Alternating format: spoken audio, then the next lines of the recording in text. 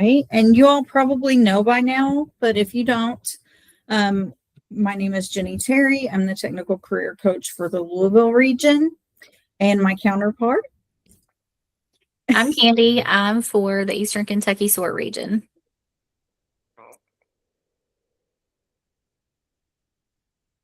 All right. You want to get us started, Candy? I sure can. Okay, so bear with me. I will be reading from a little bit of the script, but I'll try not to make it so boring. We still got some people coming in too, but I'll grab those people. Okay, perfect. Jenny and I wanted to welcome everyone to this evening's grad panel. Code U has periodically held grad panels in order to give insight, encouragement to those who are either currently in the program or who have completed and are now in that job search phase. We have 3 really great alum from the program joining us, Brandy Hornbuckle, Emma Ortiz, and Jillian Kramer. And I'm sure that their experience can help everyone in some way. I'll let them introduce themselves just like we did and have them tell us a bit about each of their journeys with Code U, such as their pathway, their current role in company, and whether it was a first job in tech or a tech adjacent role, a promotion, or etc. So, Brandy, you can start us out and tell us a little bit about you. All right. Hi, I'm Brandy. I took the web development, software development, and data analysis pathways. I've been with Code U taking classes since like 2022. Got that hunger to learn.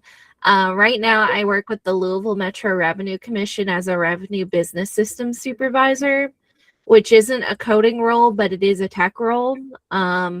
And right before that, I was one of their revenue systems analysts, which was kind of my big breakout into tech role. So that I got promoted after about 3 years in that role. My name's Emma Ortiz. I did the data analytics pathway. I think I finished it in 2023. My current role is I'm assistant director in the enrollment operations department at Asbury University. We work with the CRM system that handles prospective student data. I've had multiple roles in tech at Asbury. I got hired soon after graduation in the IT department, and then about a year and a half ago transferred into the enrollment operations department, and have enjoyed it so far. Hi, I'm Jillian. I took the web development path last year with Code U, and currently I switched jobs late last year to IT support specialist with a company called Cognac Government Services, which is basically a contractor to the Department of Energy in Cincinnati. So I guess that would be, I don't know what IT is, tech adjacent. We consider IT more of a tech role instead of tech adjacent because we are offering those classes at this point. I gotcha.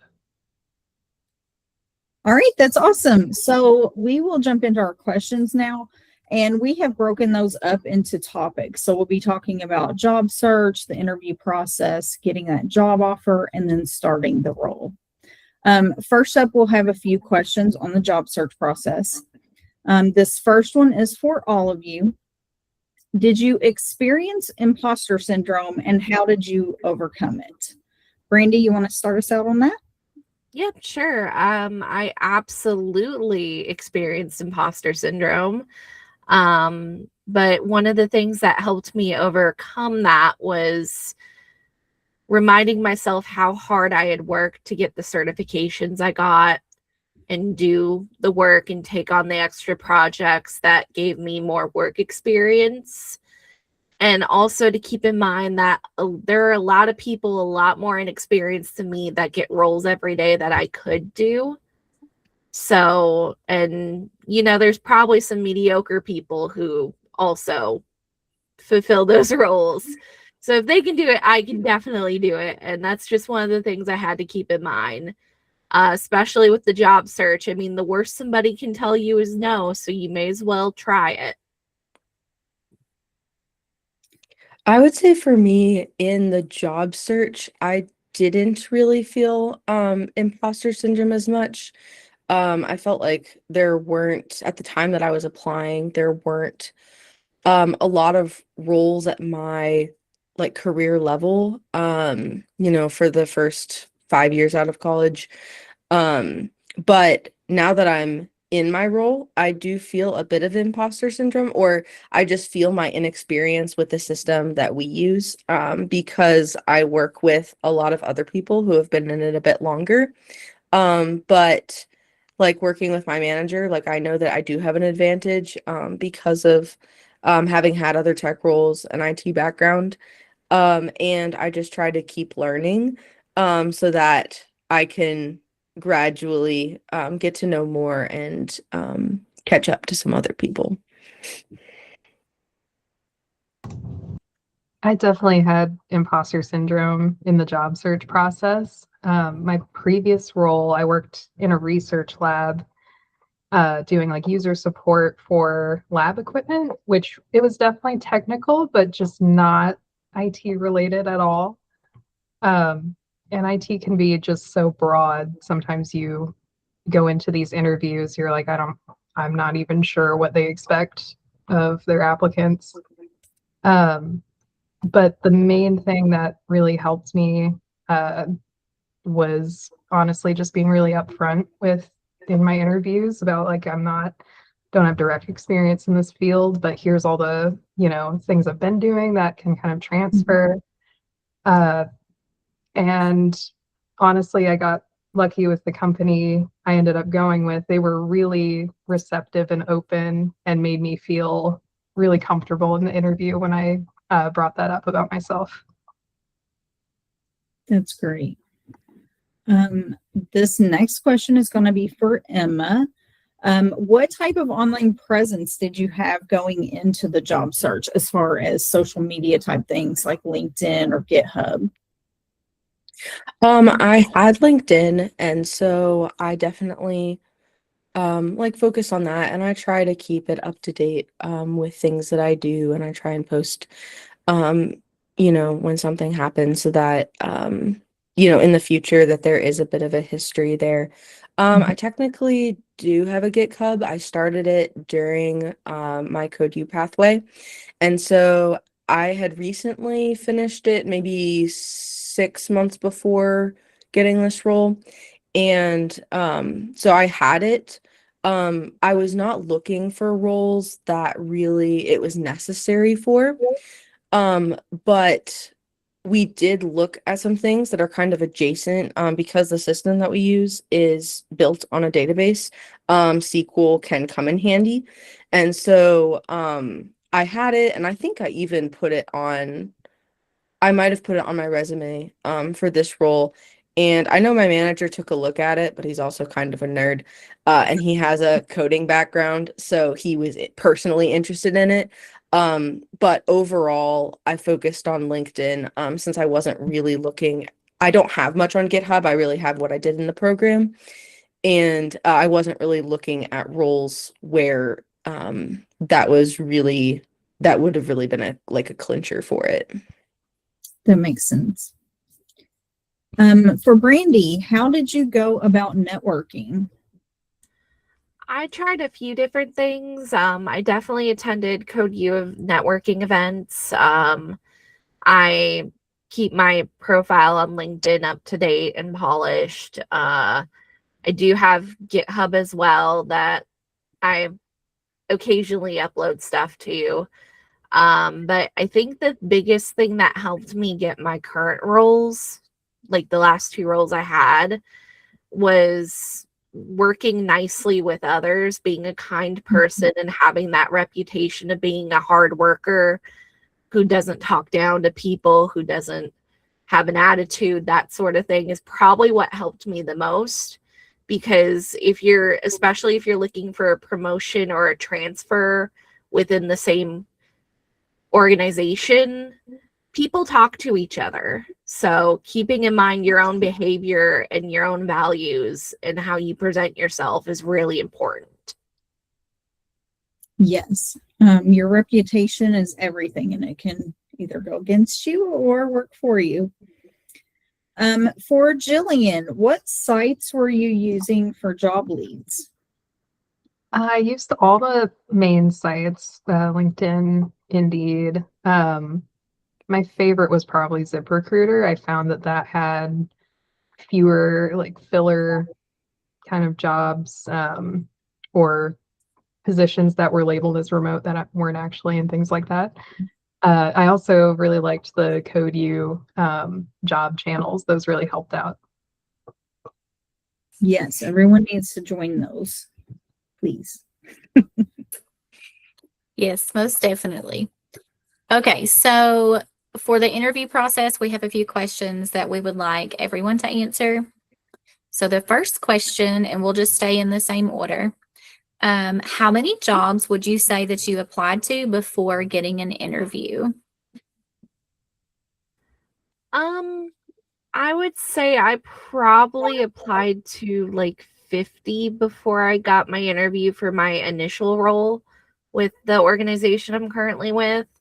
And I was not really trying very hard. I was being very selective about what I was applying to and only applying to roles that I wanted to move into. I think I could have gone much, much, much higher than that if I was like not employed already. Yeah, similar to me. When I was applying, I was still employed. So that doesn't have quite the same sense of urgency. So I probably applied to 35 or 40 before I applied to the current role. And interesting note on that, the sorry, I'm just completely blanking. Both, so when I was applying, I got interviewed for one other position, and also got an offer for that position, and both of those were based on people reaching out, not my just applying cold. Someone found me on LinkedIn for the other one, and then the one I currently have was within the company. So, but yeah, 35 or 40 that I applied to. Actually, I was curious how my job search would shake out, so I actually tracked the numbers on this. I applied to about 117 total, and I had a response rate of about 10%. So it was probably like 10 or so before I got that first like phone screening interview for a position I applied to. But yeah, it was about the 110 range where I finally found a position that worked out and that I liked.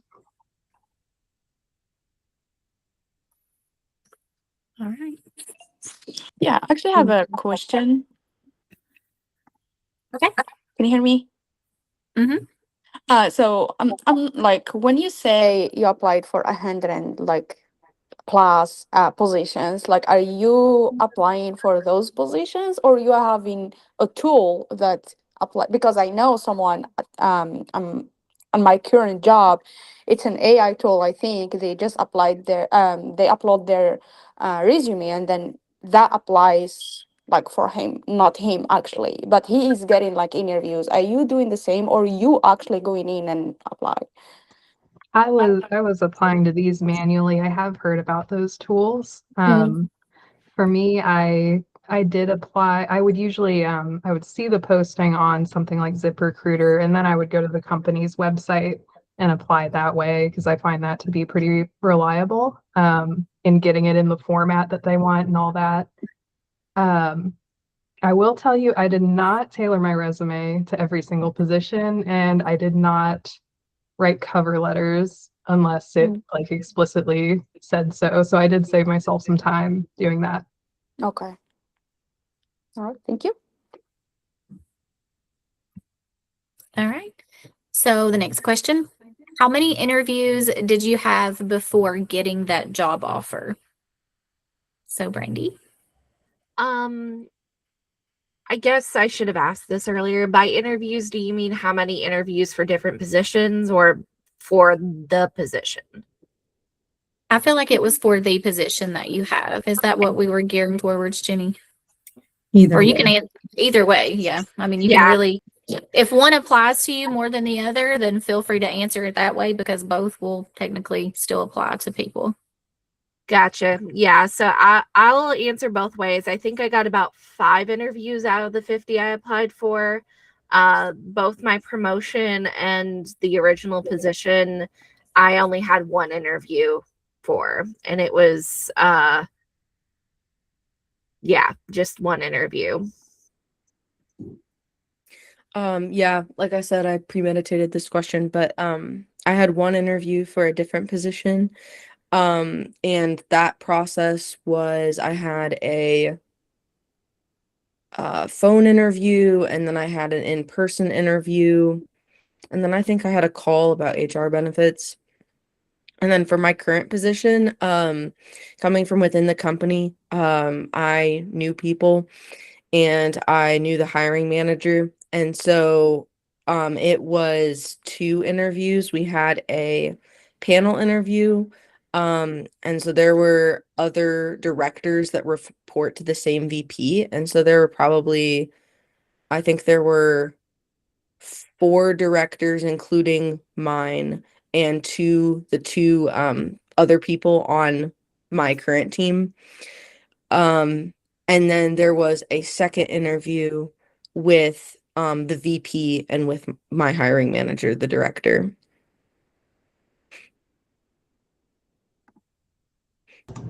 For me, it was, let's see here, I'm just looking at, I think it total for my job search, I had 11 first interviews and then about 8 second interviews. And then most of those had, I think about half of those had a third interview. It was usually a phone screen for IT positions. It was usually a phone screen with HR and then an online interview with the supervisor for the position, and then maybe an in-person interview. Though for my current role, the first interview was a panel interview, which was kind of like a surprise when I logged in. But yeah, that was with all the system admins and their boss.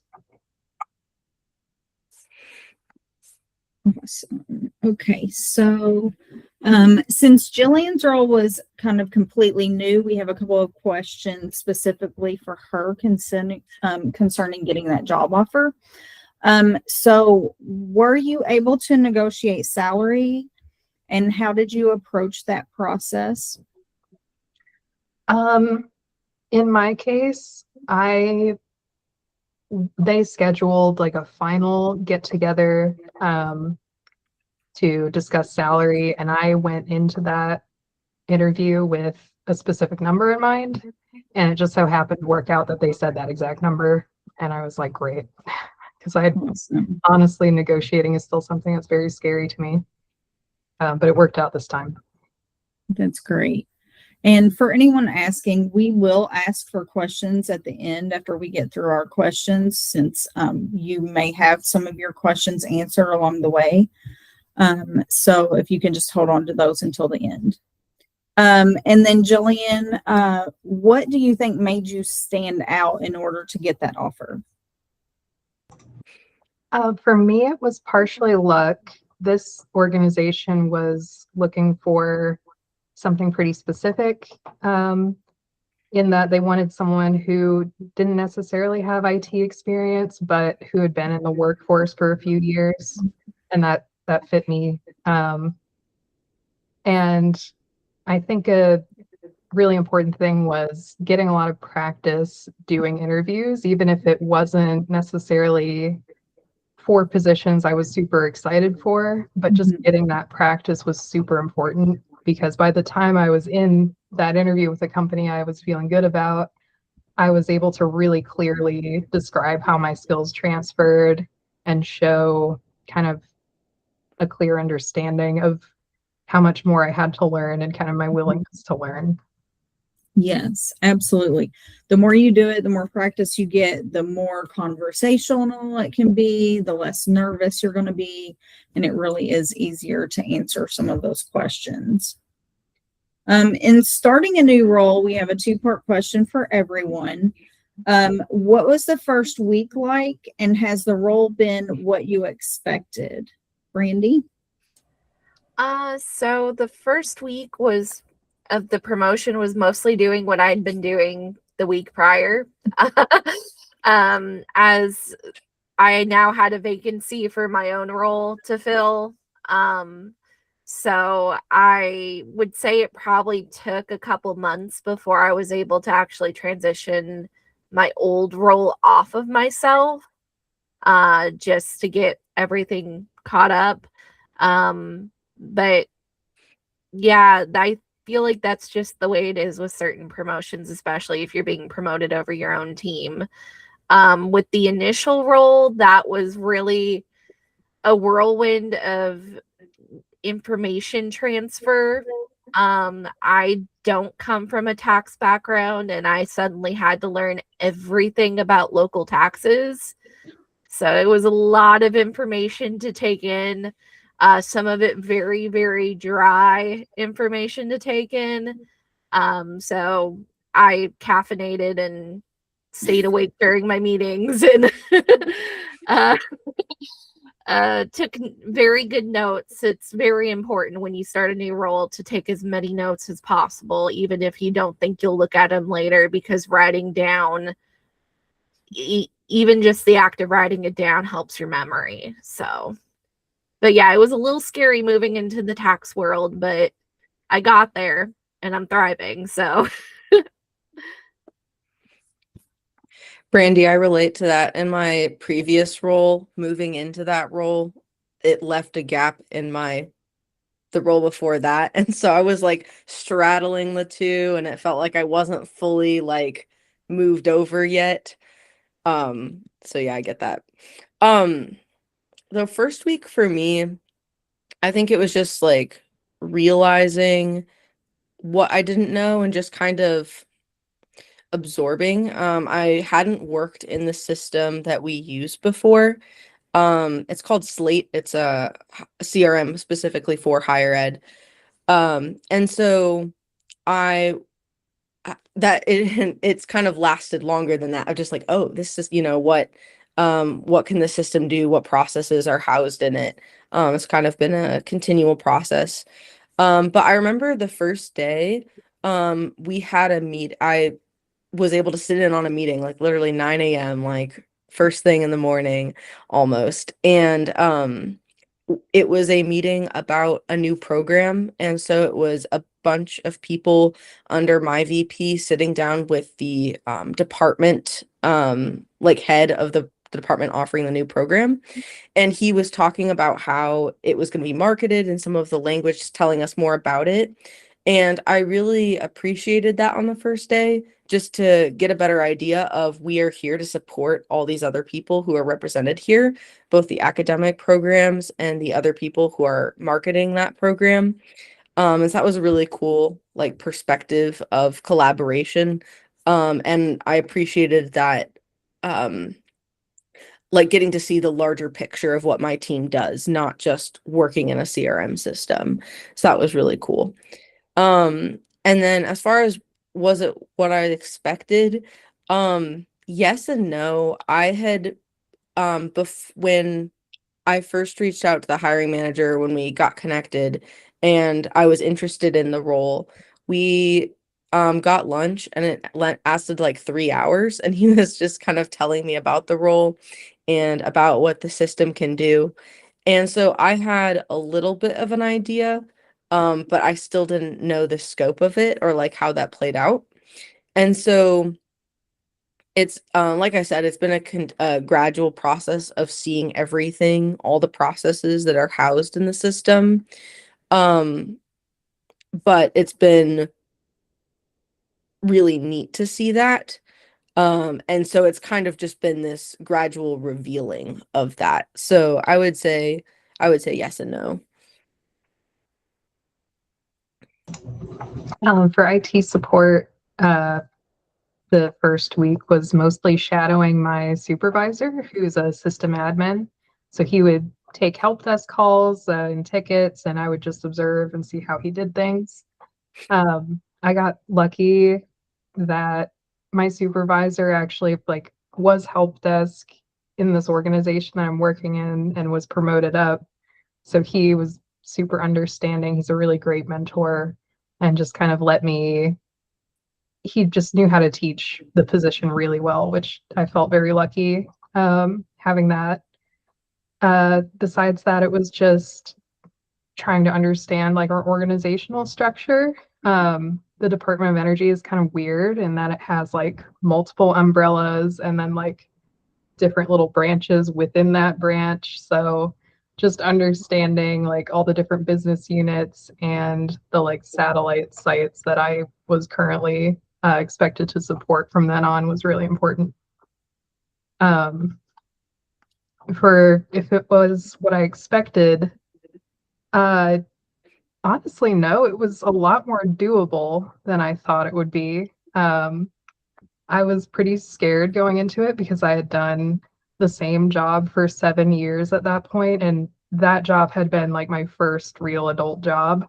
So I was just really hesitant to like leave that first position and start something totally new. But it's been great. It's a really healthy work environment compared to kind of what I've experienced before.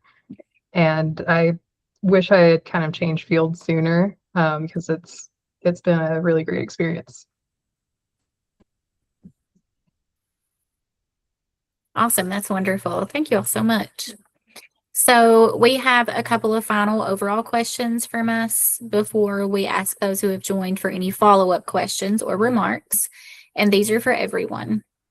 So your advice for those that are still in the job search process, and is there anything that you wish you would have done differently in that job search or the interview process? I guess my advice is even if you only meet 50% of the requirements, apply for it. You don't know what they're looking for. You can't really tell from the job description most of the time what the really important bit they're looking for is. So with my background being in theater, my communication skills were actually really important for that initial role. And that's something that if I hadn't applied for the role, I wouldn't have known. So if you think I'd like to do that, then apply for it. Because like I said earlier, the worst they can tell you is no. It's not like you're going to get in trouble for applying for something you're not fully qualified for. You just may not get a call back. That's all. The other advice I have that I wish I did is I wish I had tracked how many interviews, who I'd applied with, what the process was like, because I did not do that. And it would have been cool to look back on the data of how far I'd come. So I don't have that. I will be doing that in the future. But yeah, that's pretty important. I also advise that you do, for unless it's a role you're just like whatever about, you should customize your resume for it. Use a word cloud to get the important keywords. Keep in mind making it machine readable, all that sort of fun stuff. And I would keep a base resume that you can copy and work off of every time instead of rewriting everything from scratch. Those would be my top things. Yeah, those are really good. On that last point, I have like a master resume with all my experiences on it. And whenever I like rewrite one of my experiences significantly, for a certain kind of job, I'll put it on there. And that way, if I apply for a role where it's similar to one I've already applied for, I can just look and see what different versions of how I've framed a certain experience. So I don't have to like reinvent the wheel every time. For me, I would say to use your connections, and to think about transferable skills, kind of like Brandy, what you were saying about your communication. That was something that was talked about in Code U for sure. But like I said, the the two roles that I got offers for were because of real people. There was one guy who reached out randomly on LinkedIn saying, "Hey, look, you know, you look like you'd be a good fit for a role that we're hiring for." And then the other one within the company, I had seen the posting on our careers page, and I was like, "Oh, they're looking for someone who's like an expert in this system," because of course it's written for like the, you know, ideal candidate. And there was a lot of you know, terminology that I wasn't used to using and stuff like that because I hadn't worked in the system before and I didn't really have a good idea of what it did. But a mutual connection of the hiring manager and me, who actually used to be our former manager, he was like, "Hey, have you seen Nathan's position he's hiring for?" And I was like, "Oh, you know, that's like, you know, I don't really know what it does." But he was like, "Well, actually it's got a lot of it works a lot with processes, and that's like what you do in your current role." And I looked back at the job description. I was like, "Oh, you're right." Like it is, I can see like a little bit more of the similarities now. And so that kind of was similar for the hiring manager. Our friend reached out to him as well and was like, "Hey, have you thought about Emma for this role?" And he was like, "Oh, yeah, you're right." And so those connections and like that outside perspective of those transferable skills was how it ended up working out after, you know, all of the interview process had gone through. And so definitely spend some time. Like what I like to do is looking at a job description, looking at those keywords that keep coming up and thinking about, okay, how do my experiences line up with these keywords that keep coming up? And integrating that, like Brandy said, definitely customize your resume for each role you apply for that you're actually serious about, for sure. And fit as many of those keywords in the job description into your resume and link it back to your experiences. Um, yeah, I can't think of anything I would have done super differently. Definitely I like what Brandy and Jillian did about or are saying about the data part of it. I didn't get as many like next steps, and so I was kind of just remembering it. So the data isn't as hard on my end. But yeah, those are great tips, for sure. Yeah, Brandy and Emma hit on everything I would have said. That's all really great advice. I just wanted to say, I guess from like the mental health point of view, job hunting can be really taxing. Even though like I was in the lucky position of having a job while I was job searching, which is very fortunate. But I wanted to say, especially if you're looking in like IT support right now, don't go on Reddit too much, especially those like job hunting subreddits, because they can be very doom and gloom, especially in like the tech space right now. Um, and you know, I'm not saying that they're completely wrong on what they're saying, but just keep in mind that the kind of people who are taking the time to post things on the internet are usually posting the extremes. So just something to keep in mind if you find yourself in a place like that and getting really disheartened on what you're reading. Um, Another thing is if you can, try to treat job hunting like a job and try not to find yourself kind of scrolling Indeed endlessly every day, because I definitely got into that kind of habit during my job search, and it just I wish I kind of realized I could take some breaks and really come back to it when I felt more refreshed and could put my whole effort into it. Besides that, like what Brandy said, making my resume more readable to like ATS automated scanners. I made mine in Canva this time, and looking back, I realized it might have got rejected formatting wise because of that. by a few things. So yeah, I would just look into that just to make sure.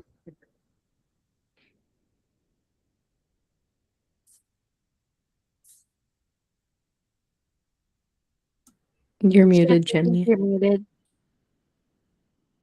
So sorry. I was doing so good too. I had to mute because a train was going by. So everyone had such great advice. Does anyone in the audience have any follow-up questions for our panelists?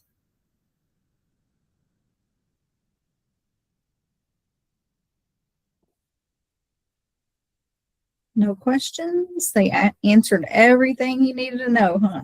Eduardo has one in the chat.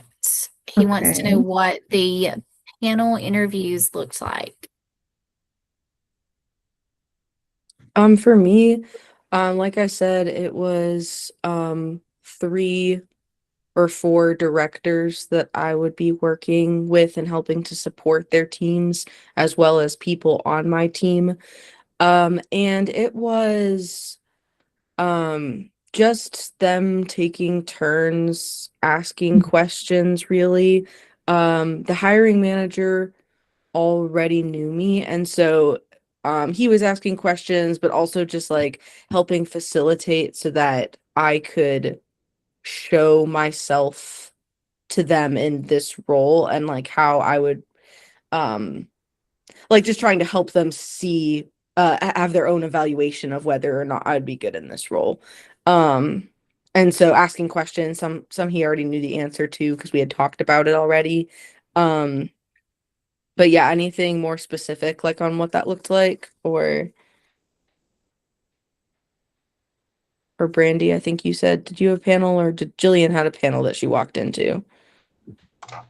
Yeah, mine was we have 3 system admins at my current role, and it was them and then their boss, and one of those sysadmins is a support team lead who's my current supervisor. So it was not really structured in any specific way. They just had some general interview questions. Tell me about yourself. Same interview questions, just coming from multiple people. Yeah, I had panel interviews too. That's kind of how Metro likes to do things. My first interview, it was with the hiring manager, the manager I would be reporting to, a subject matter expert from his team, and a person from HR. And then my promotion interview was really focused on like, okay, what are your leadership qualities? They still had like pre-written questions that they were looking at, but the panel was shortened. It was just 2 people. It was the manager I would be reporting to again, and then somebody who had previously been in that manager's role. So that's kind of how mine went. That was a great question.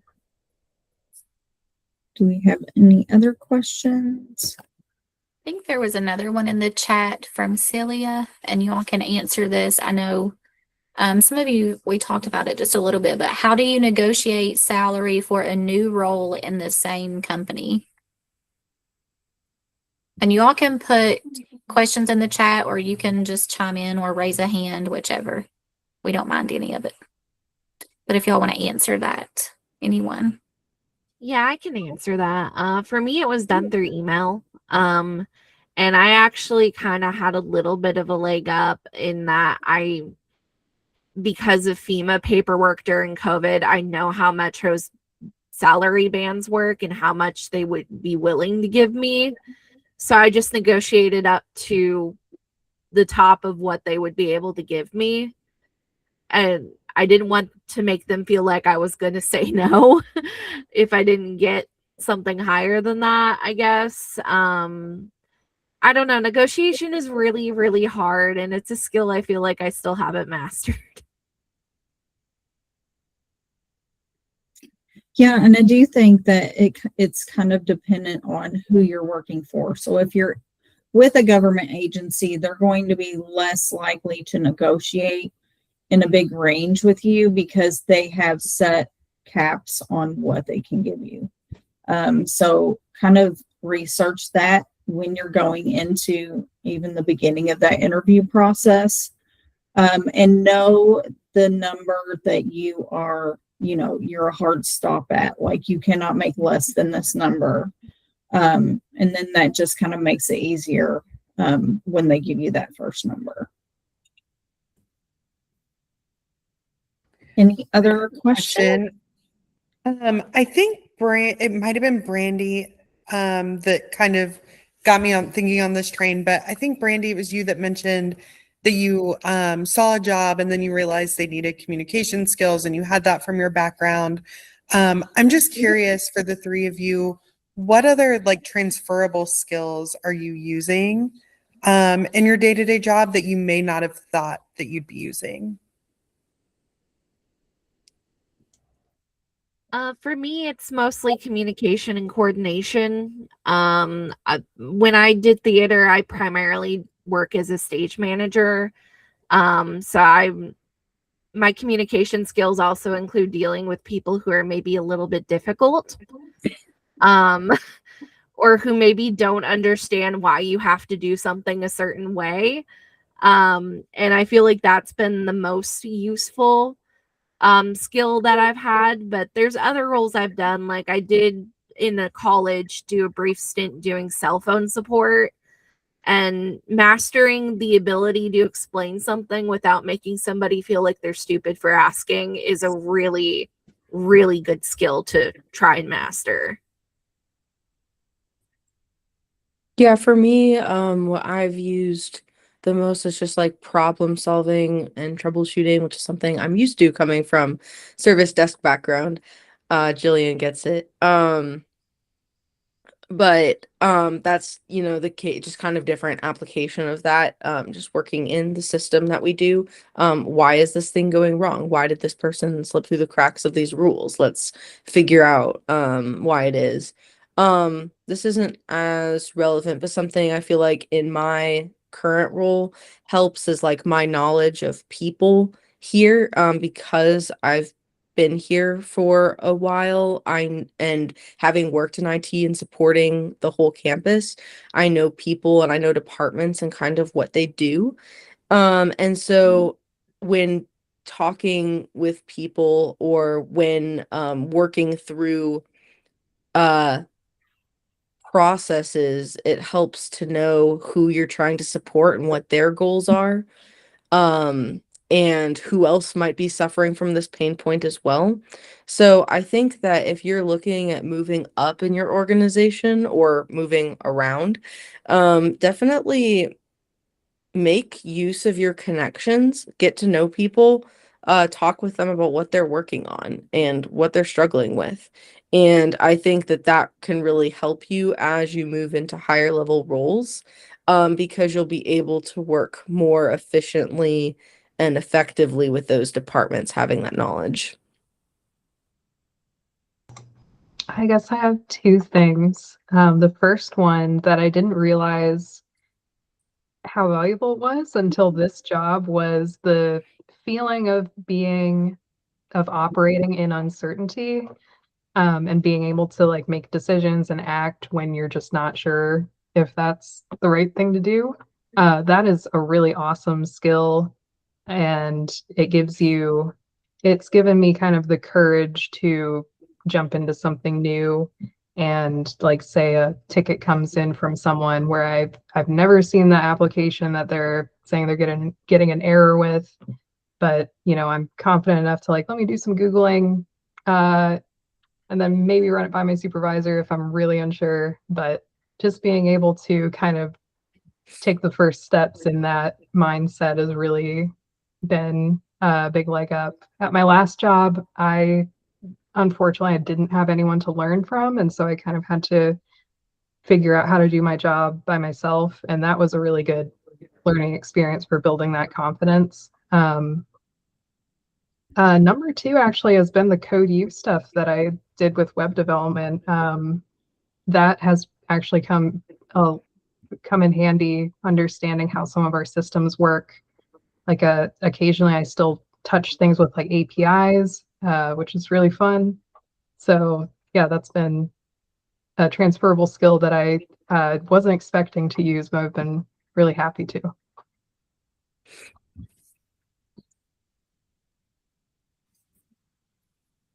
Marty in the chat asked, in your opinions, how important is networking in getting hired?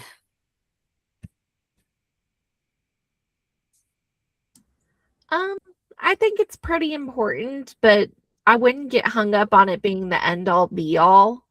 I was definitely known before I got the first role in my agency for like being lent out to the public health department during COVID and being willing to step up.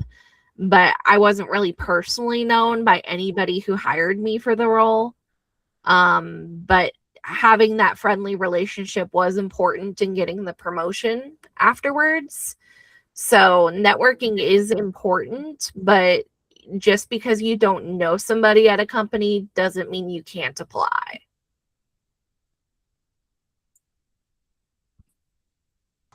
I just wanted to add, it might kind of depend a little bit too on if you're jumping into an entry level role versus a field you're currently in versus a company that you're currently in. In my case, I didn't really do much networking because I was jumping into a completely different field at the entry level. So honestly, I just applied to things online. But networking is still super helpful. I hope to do that more in the future. Yeah, I think like networking and like building relationships is always important, and making a good impression is always important when you work with people. I think that networking in the sense of like you think all these business people standing around shaking hands, I think that comes more into play like as you move up in your career. It's something that's been encouraged to me. Like I'll be going to a conference this summer for the system that we use. And so, I've been encouraged to like, network and get to know people. And that kind of intimidates me because I'm still a new kid on the block for this system. And so I'm still learning and I'm like, what am I supposed to talk about? Like, it's not as easy for me to network in this space as with other spaces where I might have more experience um in that space. And so I think it is important as you go along, especially as you get established in an industry. I think that it's important, but I think, like Brandy said, it's not the end all be all. It just can come in handy in the future when you have questions about something you're dealing with and you want to ask other people's opinions, or if you end up needing a job or being able to connect someone with a job due to one of your connections.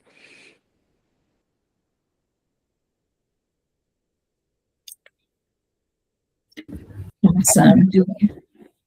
I got a question, really for anybody, but what is like a good, I guess, it really depends per person, I'm sure, but like a good quota for like, I guess like what's a good time frame? Like you all said you turned in a bunch of applications, but like, was it over a few years or like over a few months or like what would be like a good kind of like quota to try and reach if you all had to say something? I mean, I guess if you need a job, it would be until you get a job. Um, I did mine over the course of a few months. I was employed. I didn't have to find a new job, and so I was grateful for that. I just kept my eye out for positions that looked interesting and that I would want to move into, like Brandy said, and I applied to those. But that was just over a few months until I found the couple that I got offers for and then was able to consider those and accept one. Yeah, I think my 50 were spread out over like 2 years, honestly. But I was pretty comfortable in the position I was in at the time. I mean, towards the end there, things got a little shakier and I wanted out, and I maybe started applying a little more feverishly. So there's definitely like a curve there. But having a job makes it easier to make the decision to not stress as much about it. So if you don't have a job and you really need employment, I would probably aim to try to do 2 to 3 a day, and that would be on the high end. Just because it takes time to customize your resume and make sure you're reading everything correctly on the job application, and making sure if they ask for references, you have references lined up to give them and all that fun stuff. So, and I would, like it was said earlier, treat it like a job. Don't do it on the weekends. Like, give yourself a break. So, Yeah, definitely. I think 3 was about the most that I ever did in a day. So I did like 115-ish over, I think it was 8 months. So I started in December and I got a job offer in August. I had a couple job offers that I just passed on, but the one that I ended up going with was in August. But the first offer was in, I think it was May, during that time frame. I did also just want to add, it can kind of also depend on the time of year, and to, if you're not getting a lot of responses, it could just depend on the time of year as well. Like, I started applying in December, and going into like January was like, uh-oh, not getting any responses. But it was just the holidays and the time of year. So just keep that in mind if you're getting into a certain mindset. And piece of advice that Jillian kind of touched on earlier, I would recommend, like, if you think, oh, I'm just going to do LinkedIn Easy Apply or Indeed or ZipRecruiter's equivalent of that, don't just do that. So you can get like 10 applications in a day. That's not going to be able to customize what you're giving to them, to that company. And sometimes it doesn't make it all the way there. I would always recommend applying on the company website, just so that it's going directly to them and you're able to submit what you actually want that company to see, not just the generalized view of yourself that is your LinkedIn profile.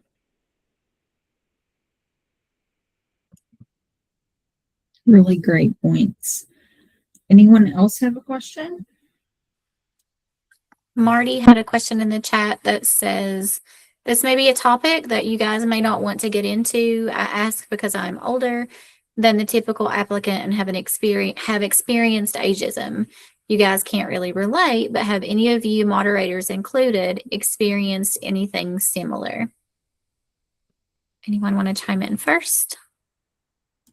I guess I will. I'm just to give my age, I'm 37. One of the hard parts about breaking into coding in particular is the internships are targeted at college students, and some of them literally will not let you apply unless you're actively enrolled in college. So that was a little bit tough, finding the listings where you didn't have to be in college or looking for that lower pay internship, because when you're older, you still need to support yourself. You can't be on your parents' insurance. You can't do a lot of different things like that. My best advice for that is, if there's any way to start gaining skills in your current workplace, if you are employed, do it. Part of what helped me land my role is I started doing more systems admin sort of things because I had a knack for it, and things naturally got passed off to me that the IT department didn't want to deal with, and that helped a lot. You may not always be able to do that, but if you can do that and getting those on your resume from, like, I actually did this in a paid position that wasn't an internship, helps a lot. I haven't experienced this, but someone on my team is on the older side, and for her, this was like a second career position where she had retired and she just wanted something to be able to do, to not have to think too hard about. And that I think that she this was like 10 years ago when she got the position, so I wasn't here, but I think that she's a really good fit for the position because she has the mental energy to be able to invest in what she's doing, and she's just kind of chugging along and does a great job. And so I would say, like, when you apply, like, include cover letters that say like why you want the position and why you would be a good fit, and everyone should do that, but I think especially for you, in that way you can kind of give personality and say something that might distinguish you from someone who's 22 and just wants a job out of college, or whatever the case may be. Show why you would want that position and why it would serve you in your goals for right now. Because that could make you stand out from someone who's just applying to every single job under the sun, just to get a role. You might have some intentionality and some wisdom to bring to that role, that other people might not bring to it, and that could help you stand out. So just show it on the front end, and I would say a cover letter would be a good way to do that.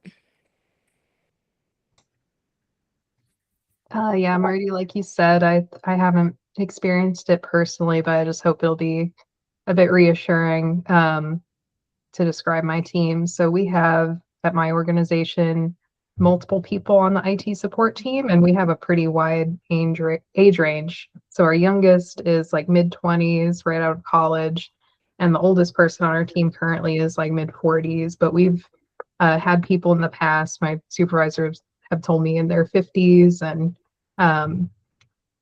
things like that. So definitely there are companies out there where it's a wider age range than you might initially think.